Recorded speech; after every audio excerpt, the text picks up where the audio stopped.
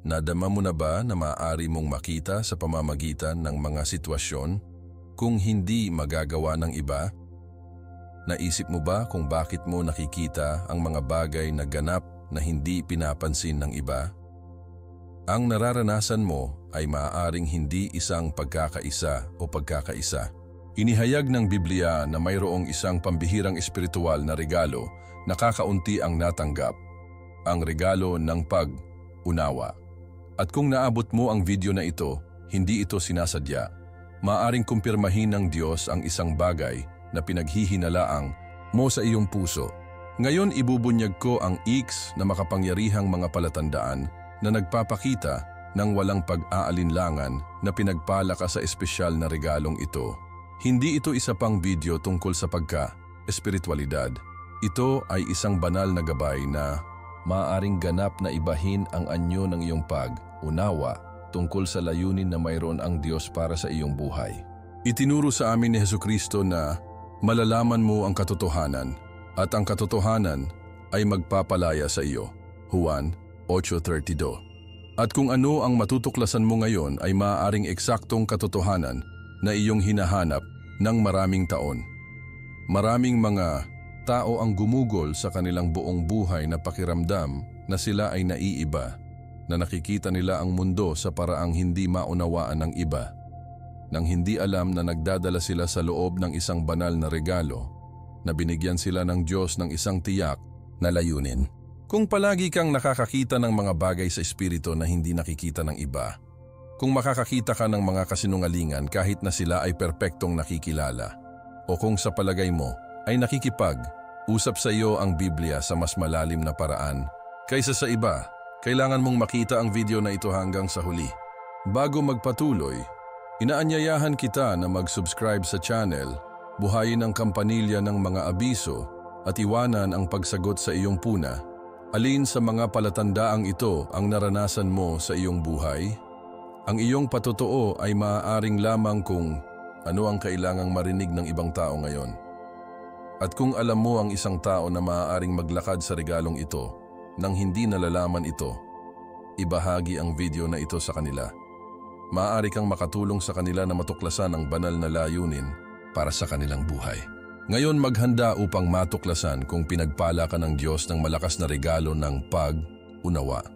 Ang regalo ng pag-unawa ay isang pambihirang pagpapala na binibigyan ng Diyos ang ilan sa kanyang mga tapat na anak. Ito ay hindi lamang isang puso o pagpasa ng intuisyon na maaari nating maranasan ng lahat paminsan-minsan. Ito ay mas malalim kaysa doon.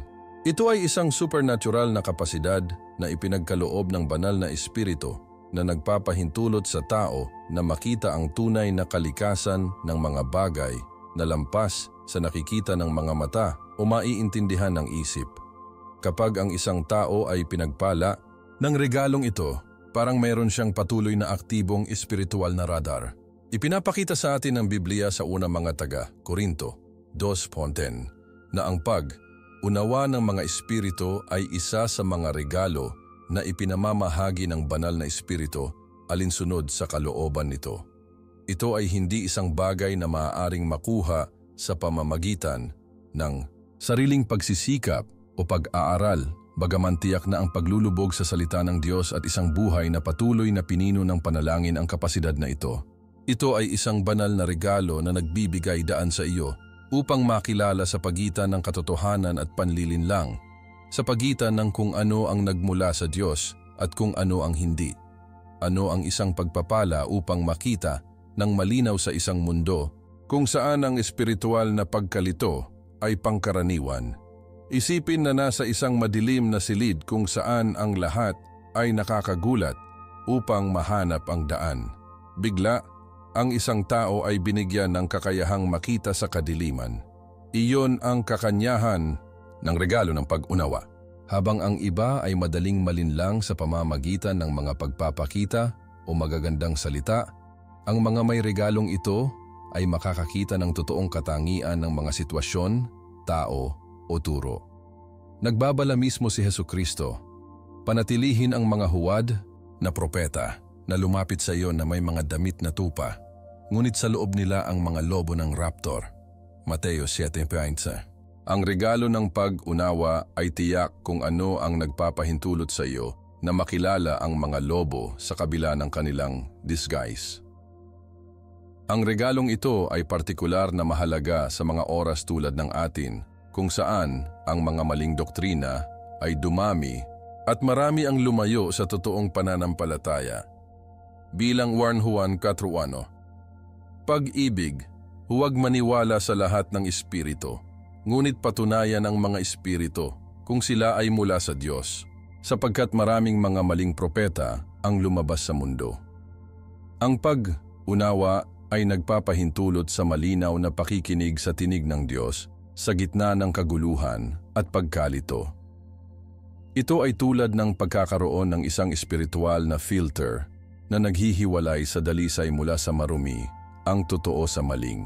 Kapag tila ang lahat ay sumisigaw ng iba't ibang mga katotohanan, ang pag-unawa ay nagbibigay daan sa iyo upang partikular na mag-tune sa tinig ng mabuting pastol na nagsabi, "Naririnig ng aking tupa ang aking tinig at kilala ko sila at sinusunod nila ako."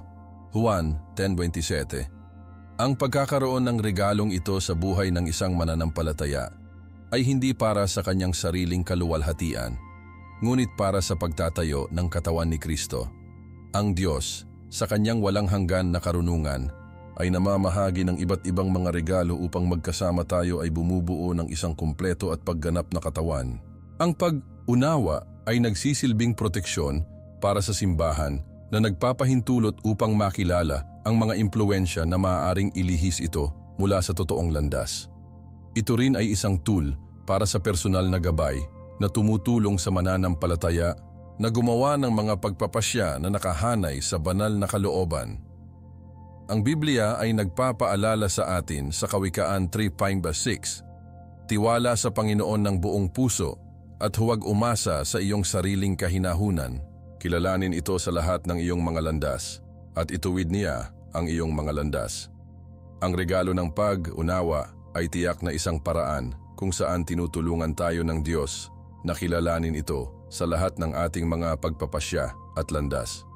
Kapag pinagpapala ng Diyos ang isang tao na may regalo ng pag-unawa, ang isa sa mga unang palatandaan na nagpapakita ay isang hindi nasusugatan na kagutuman para sa espiritual na katotohanan. Hindi lamang ito pag-usisa o kaswal na interes, ngunit isang malalim na pagkauhaw na hindi masisiyahan sa mga tugon sa ibabaw o kalahating paliwanag. Ito ay parang ang Diyos ay nakatanim sa loob ng taong ito ng isang malalim na detektor na patuloy na nagtutulak sa kanila na tumingin sa kabila ng ibabaw. Si Jesus mismo ay nagsabi, "Mapalad ang mga nagugutom at uhaw sa hustisya sapagkat sila ay mabubugbog." Mateo 5:6.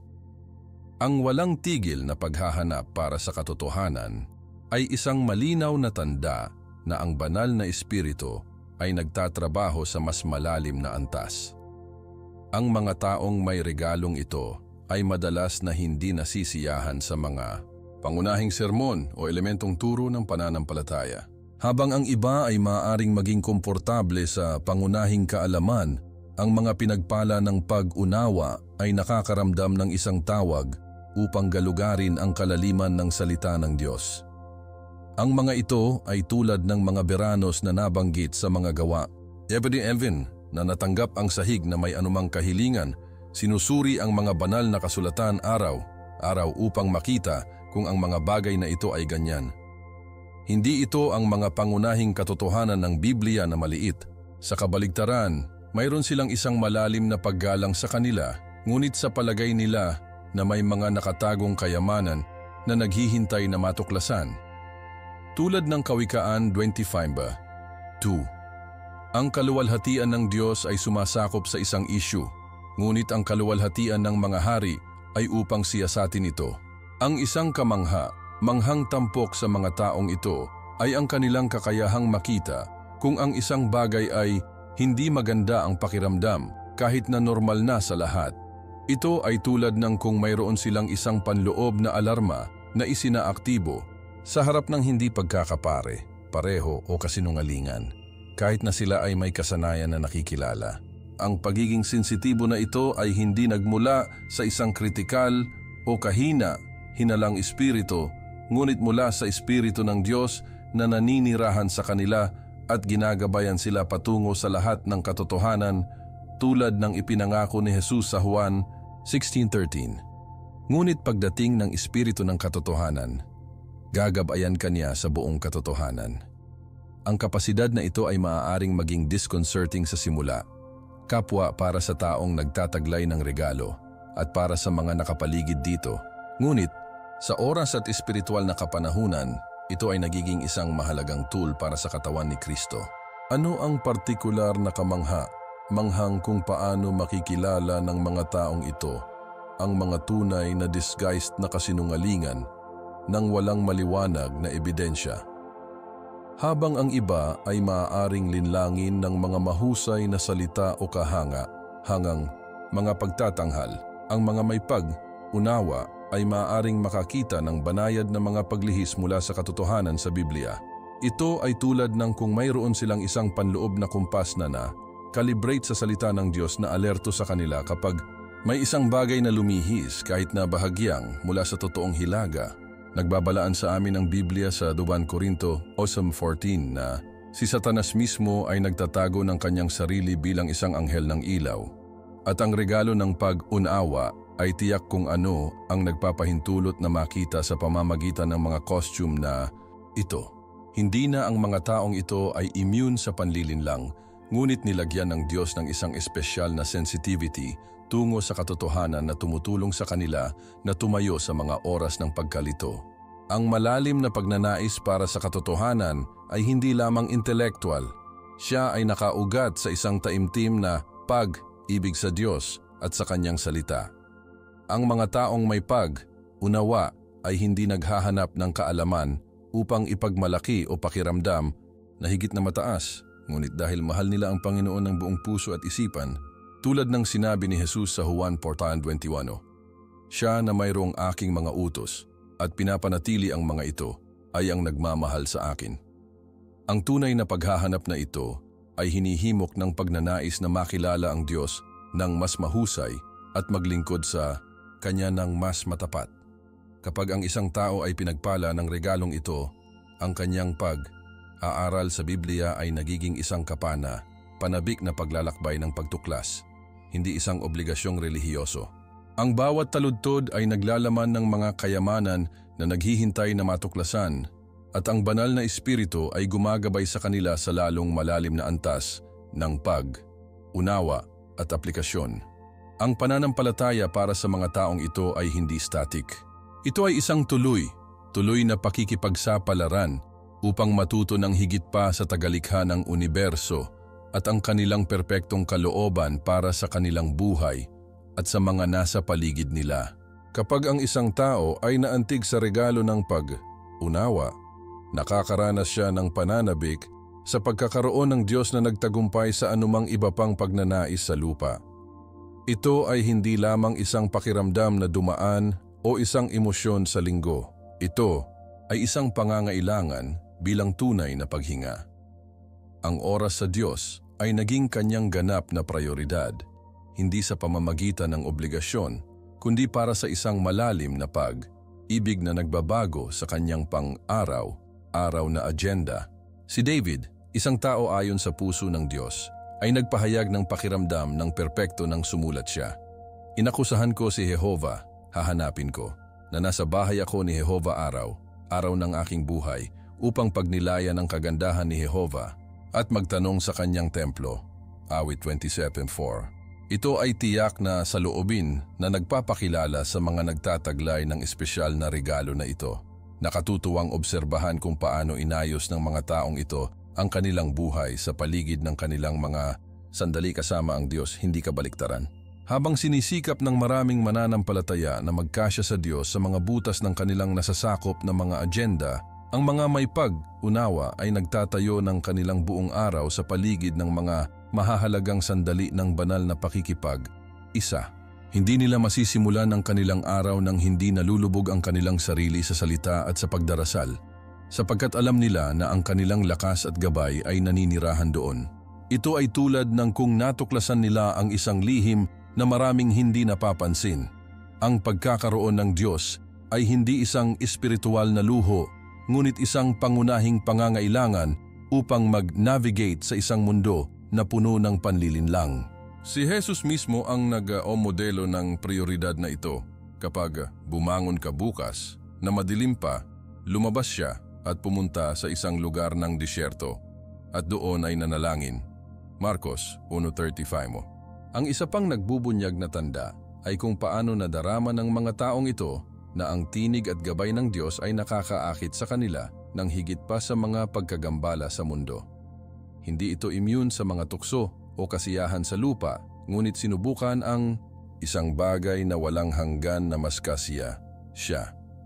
Naranasan nila kung ano ang inilarawan ng salmista. Mas mahusay ay isang araw sa iyong mga atrium kaysa sa 1,000 labas ng mga ito. Awit 1:24-10. Habang ang iba ay madaling mahihikayat ng mga pangako ng kaligayahan na inaalok ng mundo, na may pag-unawa ay nakakakita ng temporal at madalas na walang laman na katangian ng naturang mga pangako. Bumuo sila ng isang pino na espiritual na palad na maaaring makilala sa pagitan ng kung ano ang tunay na nagpapalusog sa kaluluwa at kung ano ang simpleng nakakaaliw sa mga pandama. Bilang isang resulta, ang kanilang mga desisyon sa buhay ay sumasalamin sa isang palaging paghahanap para sa kung ano ang nakalulugod sa Diyos kaysa sa kung ano ang nasiyahan sa panandaliang pagnanasa. Ang pananampalataya para sa mga taong ito ay hindi isang teorya o isang hanay ng mga abstract na paniniwala. Ito ay isang buhay at pabago, bagong ugnayan sa Diyos ng universo. Kapag nagdarasal sila, hindi lamang sila nagbabanggit ng mga salita sa hangin, ngunit intimate na nakikipag-usap sa isang taong kilala nila at mahal nila ng malalim. Ang panalangin at pagsamba ay nagiging sandali na pumupuno sa kanilang puso ng hindi maihahambing na kapayapaan at kalinawan. Ito ay sa mga oras na ito na natatanggap nila ang karunungan at pag-unawa na kinakailangan upang mag-navigate sa pagiging komplikado ng buhay. Tulad ng ipinangako ng Santiago 1:5. At kung ang sino man sa inyo ay kulang sa karunungan, tanungin ang Diyos na nagbibigay sa lahat ng sagana at walang pagsisi at ibibigay.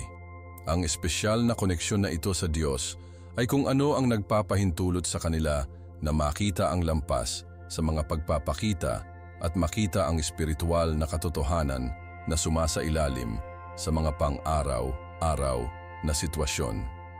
Ang pinakamagagandang bagay tungkol sa tanda na ito ay hindi ito isang relihiyosong pagkahumaling o isang pagtakas mula sa katotohanan.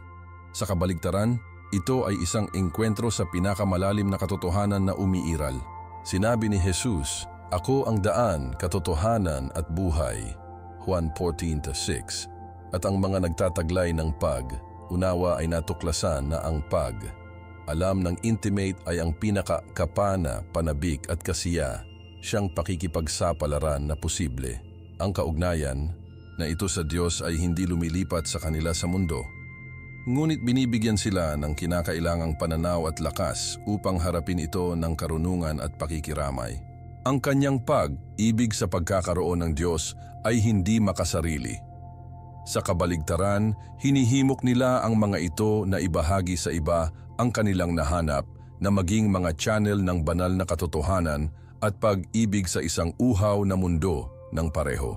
Tulad ng mga lampara sa mga madilim na lugar, ang kanilang matalik na kaalaman sa Diyos ay nagpapaliwanag ng daan para sa iba, na inilalantad ang kagandahan ng Panginoon sa mga nasa paligid nila at umaakit sa iba na makaranas ng parehong pagbabagong anyo ng pagkakaroon.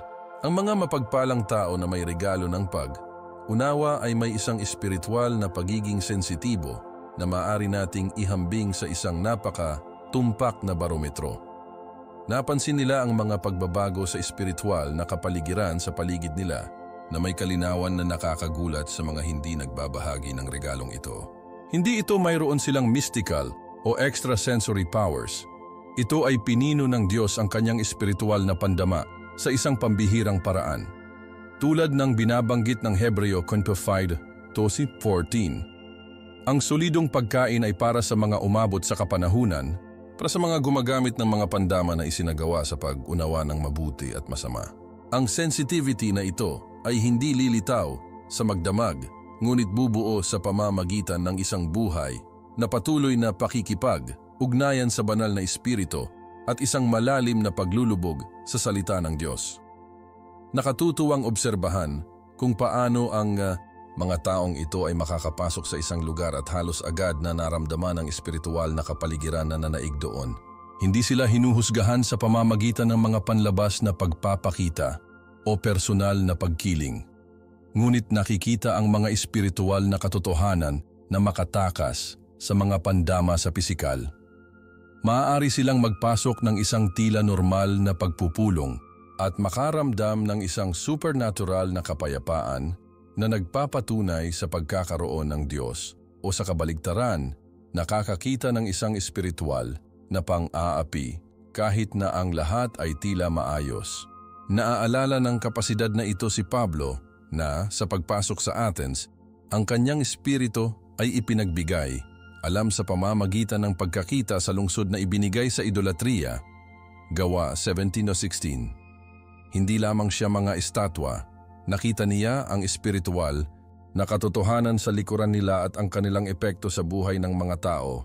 Ang sensitivity na ito ay hindi naghahangad na hatulan, ngunit upang makilala ng may katumpakan upang makapag-intercede, gabayan o mapansin kung kinakailangan. Ang banal na espiritu ay gumagana sa isang espesyal na paraan sa mga mananampalataya na ito na nagbibigay sa kanila ng mga panloob na babala kapag ang isang bagay ay hindi nakahanay sa Diyos.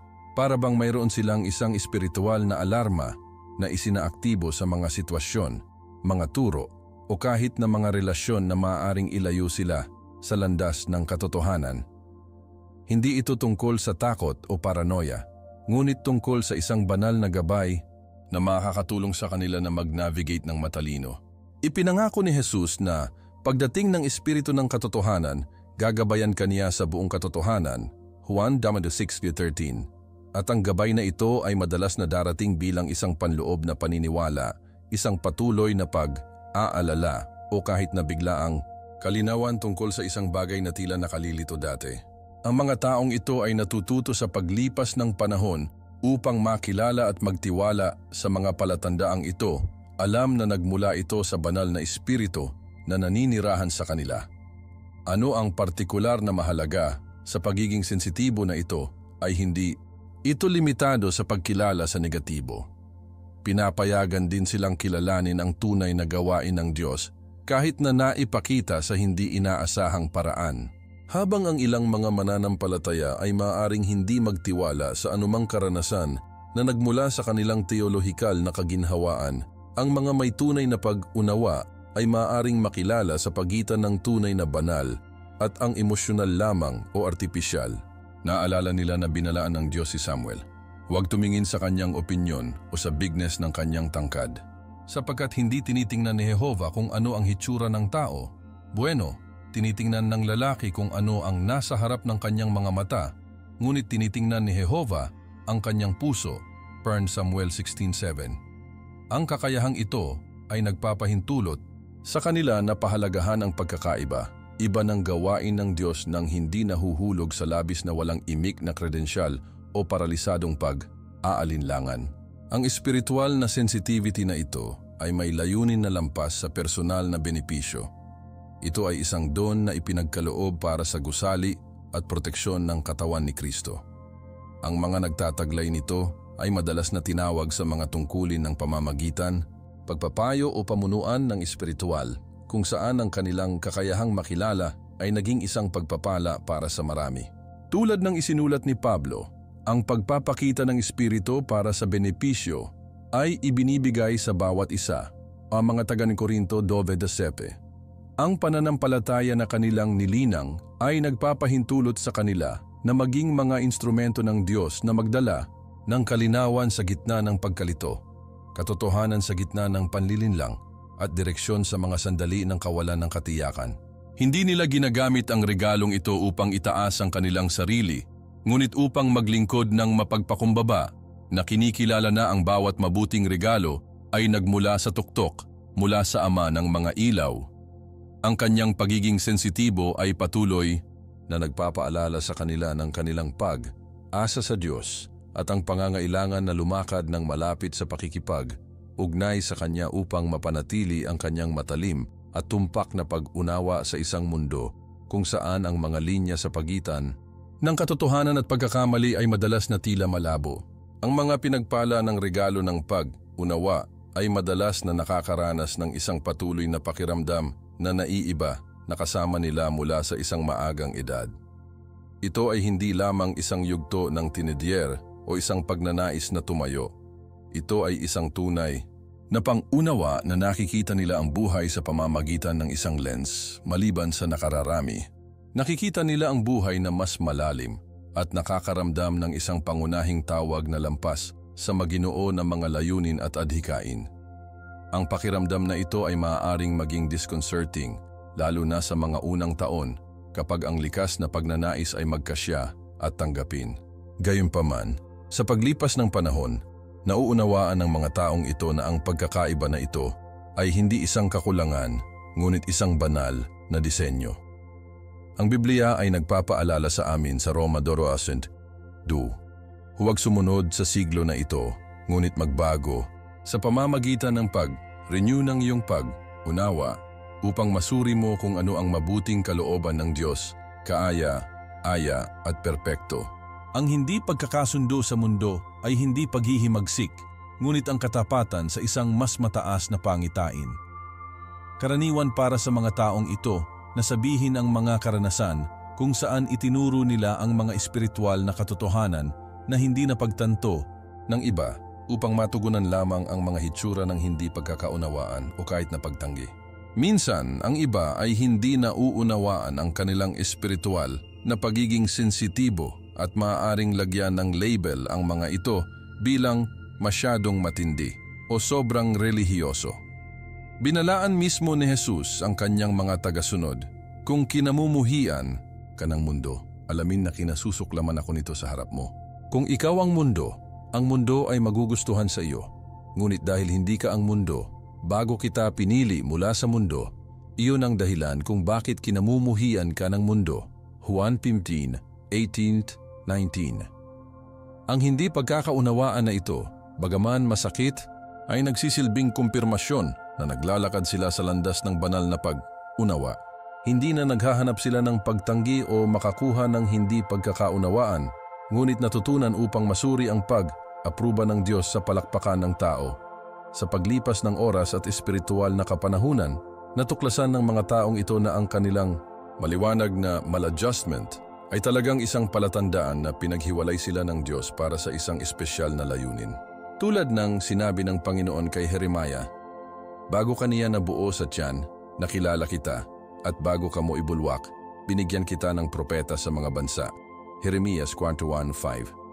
Ang pananampalataya na kanilang binuo ay nagpapahintulot sa kanila na yakapin ang kanilang natatanging pagkakakilanlan ng walang pagmamataas o kahihiyan, na kinikilala na ang bawat regalo ay may kaukulang responsibilidad.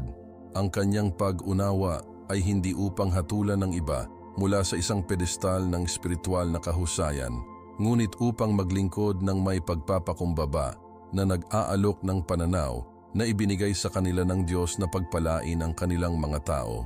Naiintindihan nila na ang pagiging iba ay hindi nangangahulugang mas mahusay, ngunit ang partikular na kagamitan para sa isang partikular na misyon sa katawan ni Kristo. Ang lalo na nagbabago ay kapag ang mga taong ito sa wakas ay nahahanap ang kanilang lugar sa pamayanan ng pananampalataya. Bagaman hindi sila ganap na magkasya sa mga halaga at prayoridad ng mundo, natuklasan nila na sila ay bahagi ng isang espiritual na linya ng mga tao na nakakita din na lampas sa halata. Tulad ng paalalahanan sa amin ng Hebreo ng 11, ang mga bayani ng pananampalataya ay ang mga nabuhay bilang mga dayuhan at mga peregrino sa mundo. Hebreo 11:13, na nagnanais ng isang mas mahusay na tinubuang bayan, ang langit. Sa pamayanan ng mga mananampalataya, ang kanyang regalo ng pag-unawa ay nakakahanap ng layunin at pagpapahayag, alinman sa pamamagitan ng makahulang ministeryo, pagtuturo, payo o pamamagitan. Ang tila bago ang isang hadlang sa koneksyon ay nagiging isang tulay patungo sa mas malalim na mga relasyon na kung saan pinahahalagahan nila ang katotohanan at pagiging tunay sa mababaw na pagsunod. Ang kakaibang pakiramdam na ito ay sinamahan ng isang pagtaas ng pananalig na ang Diyos ay para sa isang bagay na makabuluhan. Hindi kinakailangan para sa isang pampubliko o mataas na ministeryo ng profile, ngunit upang makagawa ng isang tunay na pagkakaiba sa globo ng impluensya nito. Si Jesus ay nagsalita tungkol sa pagiging asin ng mundo at ilaw ng mundo, Mateo 13:14. At ang mga nagtataglay ng pag-unawa ay nauunawaan na ang kanilang natatanging pananaw ay bahagi ng kung paano nila natutupad ang tawag na iyon. Ang Biblia ay puno ng mga halimbawa ng mga taong hindi umaangkop sa kanilang agarang kapaligiran, ngunit kung sino ang mga makapangyarihang instrumento sa kamay ng Diyos. Joseph sa Egypt, Daniel sa Babylonia, Esther sa Persia. Tulad ng mga ito, natututo ang mga nakikilala ngayon na mag-navigate sa pagitan ng dalawang katotohanan. Nabubuhay ng pisikal sa mundong ito, ngunit nagpapatakbo ayon sa mga halaga at pananaw ng kaharian ng Diyos. Ang maliwanag na maladaptation nito sa gayon ay nagiging kanilang pinakamalaking lakas na nagpapahintulot sa kanila na makakita ng mga pagkakataon, panganib at katotohanan na hindi pinapansin ng iba at ginagamit ang kaalamang iyon upang isulong ang walang hanggang mga layunin ng Diyos sa isang pansamantalang mundo. Marahil ang natatanging signal ng regalo ng pag-unawa ay ang kakayahang makinig sa tinig ng Diyos na may pambihirang kalinawan. Hindi namin kinakailangang pag-uusapan ang tungkol sa isang naririnig na tinig na sumasalamin tulad ng kulog mula sa langit, bagaman tiyak na makikipag-usap ang Diyos kung nais mo. Sa halip, ito ay isang panloob na katiyakan, isang malalim na pananalig sa puso na lumilipas sa mga pagdududa at pagkalito ng pag-iisip ng tao. Tulad ng sinabi ni Jesus, naririnig ng aking mga tupa ang aking tinig at kilala ko sila at sinusundan nila ako. Juan 10:27. Para sa mga pinagpala ng pag-unawa, hindi ito isang patula na talinghaga ngunit isang pang-araw na katotohanan.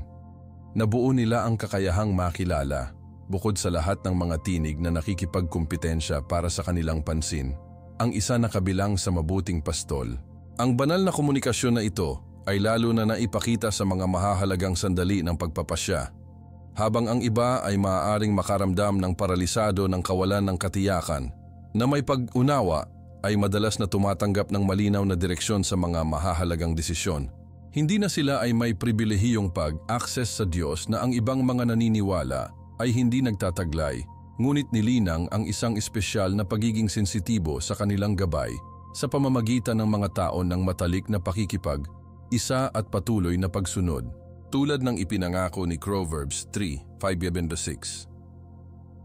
Magtiwala sa Panginoon ng buong puso at huwag magpahinga sa iyong sariling kahinahunan. Kilalanin ito sa lahat ng iyong mga landas at ituwid niya ang iyong mga landas. Ang pangakong ito ay nagiging isang espesyal na buhay sa mga taong natutong umasa ng lubusan sa banal na karunungan, hindi bilang isang huling paraan kung kailan nabigo ang lahat, ngunit bilang una at maaasahang mapagkukunan ng gabay. Ang nakikilala sa kapasidad na ito mula sa isang simpleng intuwisyon ng tao o projection ng mga personal na hangarin ay ang supernatural na kapayapaan na kasama nito. Itinuturo sa atin ng Biblia na ang Diyos ay hindi Diyos ng pagkalito, ngunit ng kapayapaan. We're mga taga-Korinto 4:23. Sa makatuwid, ang kapayapaan na naramdaman mo sa pagtanggap ng paghahayag ay isang malakas na kumpirmasyon ng banal na pinagmulan nito.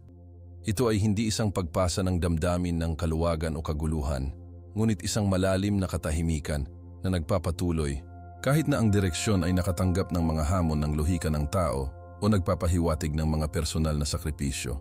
Tulad ng inilarawan ng Filipos ng Atrobi 7, ito ay ang kapayapaan ng Diyos na higit sa lahat ng pag-unawa, at iyon ay panatilihin ang iyong mga puso at ang iyong mga saloobin kay Kristo Jesus. Ang kapayapaan na ito ay nagiging isang angkla na sumusuporta sa tao kapag ang mga panlabas na kalagayan ay tila nagbibigay katwiran sa takot o pag-aalinlangan. Ang komunikasyon na ito sa Diyos ay hindi limitado sa pagtanggap ng mga sagot para sa mga personal na dilemas. Kasama rin dito ang pag-unawa sa iyong kalooban para sa mga sitwasyon na nakakaapekto sa iba. Ang mga may regalong ito ay madalas na nahanap na ang Diyos ay nagbibigay sa kanila ng mga salita ng karunungan, kaalaman o direksyon na lumampas sa kanilang sariling karanasan o pag-unawa. Maaari silang magpayo sa isang tao at biglang makatanggap ng isang malinaw na pang-unawa tungkol sa ugat ng isang problema o ang kinakailangang solusyon na hindi nila isinasaalang-alang. O maaari silang manalangin para sa isang sitwasyon at pakiramdam ng isang panloob na paniniwala tungkol sa kung paano gumagana ang Diyos at kung paano nila nais silang lumahok sa prosesong iyon. Tulad ng isinulat ni Pablo, ang isa ay ibinigay ng Espiritu ng karunungan. Sa isa pa, salita ng agham ayon sa parehong Espiritu. Mga tagang Korinto, 8. Ang sukat na ito ng regalo ay malinaw na nagpapakita na hindi ito para sa makasariling benepisyo, ngunit para sa pagtatayo ng katawan ni Kristo. Kinikilala ng matura faith na ang kakayahang makinig sa Diyos ay nangangailangan ng maingat na balanse. Sa isang banda, nagpapahiwatig ito ng isang matapang na kumpiyansa na ang Diyos ay talagang nagsasalita at gumagabay sa kanyang mga anak. Sa kabilang dako, hinihiling nito ang isang palaging pagpapakumbaba na sumasailalim sa anumang pang-unawa sa filter ng pagsulat at ang kumpirmasyon ng pamayanan ng mga mananampalataya. Tulad ng binabalaan ng 4 Thessalonica, 5:21. Suriin ang lahat, return the good. Ang mga taong may tunay na pag-unawa ay hindi itinuturing na hindi sinasadya o humingi ng kalayaan mula sa ibang mga mananampalataya. Naiintindihan nila na sa maraming mga direktor ay mayroong seguridad, Kawikaan 11:14, at madalas na kinukumpirma ng Diyos ang kanyang direksyon sa pamamagitan ng maraming mga mapagkukunan. Ang balanseng posisyon na ito ay nagpoprotekta sa kanila mula sa panlilinlang at pag-aakala habang pinapayagan silang lumipat ng may kumpiyansa kapag nakatanggap sila ng kalinawan. Sa isang mundo kung saan maraming nagnanais na direksyon, ngunit kakaunti ang nakakaalam kung paano ito mahahanap, ang mga nakabuo ng kakayahang makinig sa tinig ng Diyos ay naging mga headlight ng pag-asa at gabay na nagpapakita sa kanilang buhay na ang Diyos ng universo ay patuloy na nakikipag-usap sa mga taong naghahanap sa Kanya ng katapatan.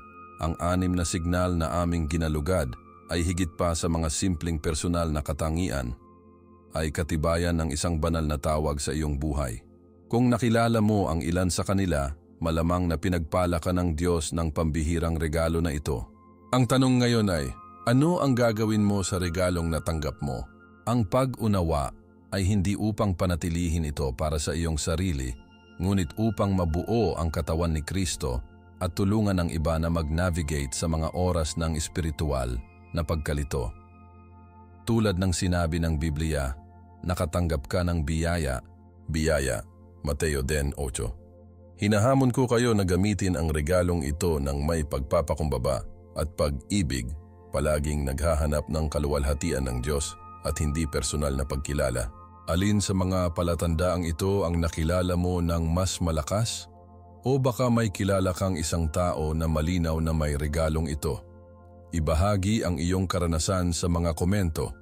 Ang iyong patotoo ay maaaring lamang kung ano ang kailangang basahin ng ibang tao ngayon upang makilala ang kanilang sariling tiawag. Kung pinagpala ka ng video na ito, huwag kalimutang mag-subscribe sa channel at buhayin ang mga abiso. Mayroon kaming mas malakas na nilalaman tungkol sa mga espiritual na regalo na naghihintay para sa iyo. At kung hindi mo pa ito nagawa tulad ng video na ito at ibahagi ito sa mga maaaring naghahanap upang maunawaan ang kanilang pagiging sensitibo sa espiritu. Huwag palalampasin ang aming susunod na video tungkol sa paano mabuo ang iyong espiritual na pag-unawa na lilitaw sa screen sa loob ng ilang segundo. Doon ay tuturuan kita ng mga praktikal na hakbang upang pinuhin ang regalong ito na ibinigay sa iyo ng Diyos. Ako si Marco, At hanggang sa aming susunod na pagpupulong, tandaan na pinagpala ka na maging isang pagpapala.